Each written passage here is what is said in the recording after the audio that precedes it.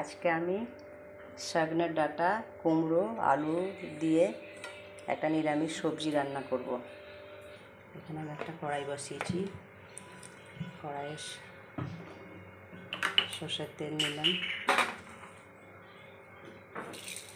পাঁচফোড়ন দিলাম প্রথমে,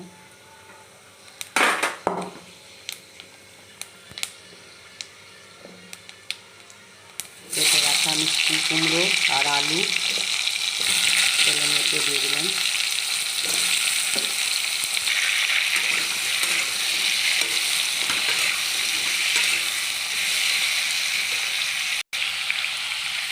চিনি দিয়ে দিলাম প্রথমে, জিরে ধনে গুঁড়ো, এরপরে লঙ্কা গুঁড়ো দিলাম, হলুদ গুঁড়ো। আমি এখানে আর কোনো মশলা ব্যবহার করব না। জিরে ধনে গুঁড়ো দিয়ে আর ফোড়ন দিয়ে কুমড়ো খুব সুন্দর স্বাদ লাগে খেতে।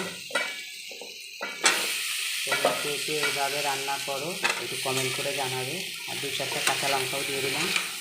এরপরে ডাঁটাগুলো দিয়ে দিলাম, দিয়ে তেলে আমি 2-1 মিনিট ভালো করে কষিয়ে নেব।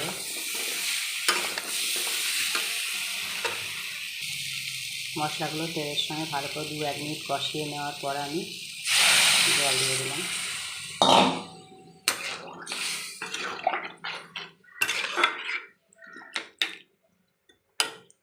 আমার মতো এভাবে নিরামিষ কুমড়ো কে রান্না করো একটু কমেন্ট করে জানাবে। আর যদি তোমাদের আমার এই ভিডিও ভালো লেগে থাকে তাহলে প্লিজ একটা লাইক কমেন্ট শেয়ার দিয়ে আমার পাশে থাকবে। এখানে নুন দিলাম স্বাদ মতো। এবার আমি একটা চাপা দিয়ে দিলাম ঢাকা। আবার কিছুক্ষণ পরে ফিরে আসছি।